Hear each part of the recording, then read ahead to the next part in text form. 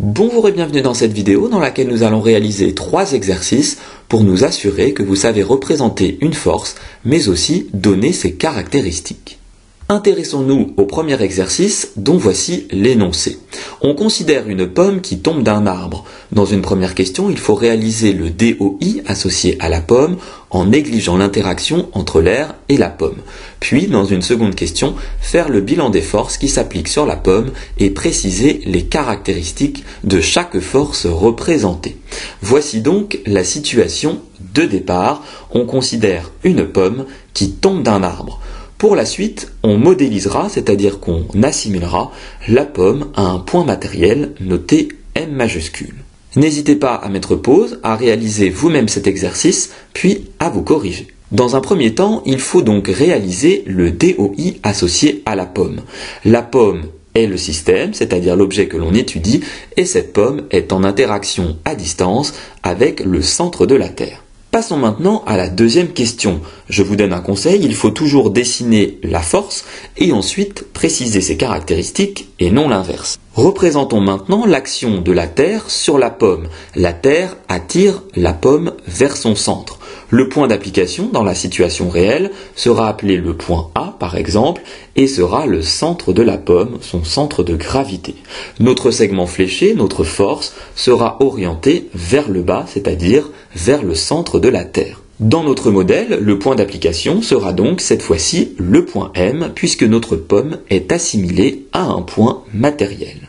Il faut maintenant préciser les caractéristiques de la force représentée. Rappelez-vous que la force qui représente l'action d'un astre sur un système est appelée le poids. Ici, on a donc représenté le poids de la pomme, qui est d'ailleurs notre système.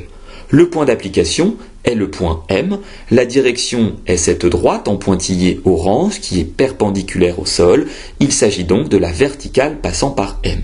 Notre force est quant à elle orientée vers le bas ou vers le centre de la Terre. Pour déterminer la valeur du poids de la pomme, on peut utiliser la formule P est égale à M fois G, mais cette valeur ne sera pas déterminée ici. Pour information, l'air n'entraînant pas une déformation de la pomme ou une modification de son mouvement, il peut être négligé, c'est pour cela qu'il n'apparaît pas dans le diagramme objet interaction. Passons maintenant à l'exercice 2 dont voici l'énoncé. On s'intéresse ici à un ordinateur posé sur une table. On nous demande là encore de réaliser le DOI associé à l'ordinateur et de faire le bilan des forces qui s'appliquent sur lui. Dans la situation réelle, on retrouve donc notre ordinateur posé sur une table et on assimilera dans notre modèle cet ordinateur à un point matériel noté M majuscule. N'hésitez pas à mettre pause, à réaliser vous-même cet exercice, puis à vous corriger. Pour répondre à la première question, il faut dans un premier temps identifier le système qui est ici l'ordinateur. Cet ordinateur est en interaction à distance avec le centre de la Terre et en interaction de contact avec la table sur laquelle il est posé. Représentons maintenant les forces qui s'appliquent sur l'ordinateur. Dans un premier temps, représentons l'action de la Terre sur l'ordinateur. Le point d'application sera le centre de l'ordinateur, que l'on appelle ici par exemple le point A. Notre segment fléché, notre force, sera orienté vers le centre de la Terre ou vers le bas. Il ne nous reste plus qu'à reproduire ce segment fléché sur notre modèle, avec cette fois-ci comme point d'origine, comme point d'application, le point M. Précisons maintenant les caractéristiques de cette force qui est représentée. Il s'agit du poids de l'ordinateur qui est notre système. Le point d'application est le point M, la direction est cette droite en pointillé rouge qui est perpendiculaire à la table. Il s'agit de la verticale passant par M. Notre force est orientée vers le centre de la Terre ou vers le bas. D'autre part, la valeur ne sera pas calculée ici. Représentons maintenant l'action de la table sur l'ordinateur. Le point d'application choisi est le point B.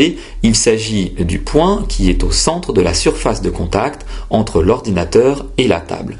Notre force est orientée vers le haut puisque la table finalement pousse l'ordinateur vers le haut. Il ne nous reste plus qu'à remettre ce segment fléché sur notre modèle. Cette fois-ci, l'origine du segment fléché est le point M. Précisons maintenant les caractéristiques de cette force représentée en bleu. Il s'agit de la réaction de la table. Le système est l'ordinateur, le point d'application reste le point M, la direction est cette droite en pointillé bleu, il s'agit de la verticale passant par M, notre force est orientée, on l'a dit, vers le haut, et la valeur ne sera quant à elle pas non plus calculée ici. Une remarque importante ici, l'ordinateur, on le voit, est immobile sur la table, car les forces qui s'appliquent sur lui se compensent, c'est-à-dire s'annulent. En effet, l'ordinateur est autant tiré vers le bas par la Terre que poussé vers le haut par la table. Passons maintenant au troisième et dernier exercice de cette vidéo. On considère cette fois-ci une balle accrochée à un fil qui est suspendu au plafond. Il faut là encore réaliser le DOI associé à la balle et faire le bilan des forces qui s'appliquent sur elle. Dans la situation réelle, on retrouve donc notre balle accrochée à un fil qui est lui-même suspendu au plafond et dans notre modèle, on assimilera la balle à un point matériel noté M. N'hésitez pas à mettre pause, à réaliser vous-même cet exercice, puis à vous corriger. Construisons dans un premier temps le DOI, la balle et le système. Elle est en interaction à distance avec le centre de la Terre et en interaction de contact avec le fil. L'interaction entre la balle et l'air peut être négligée car l'air n'a pas une influence importante sur le mouvement de la balle. Représentons l'action de la Terre sur la balle. La balle est attirée vers le centre de la Terre. On choisira donc comme point d'application le centre de la balle, que l'on a appelé ici le point A, et notre force, notre segment fléché, sera orienté vers le centre de la Terre ou vers le bas. Sur notre modèle, il ne nous reste plus qu'à représenter une nouvelle fois ce segment fléché en utilisant cette fois-ci comme point d'origine le point matériel noté M.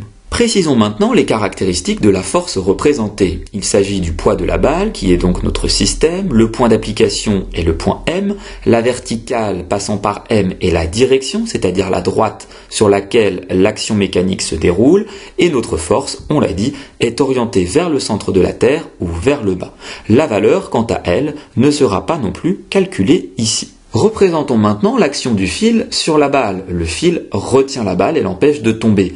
Le point d'application sera ici le point B, c'est-à-dire le point de contact entre le fil et la balle. Notre force sera orientée vers le haut en direction du plafond, qu'il s'agisse de la situation réelle ou du modèle.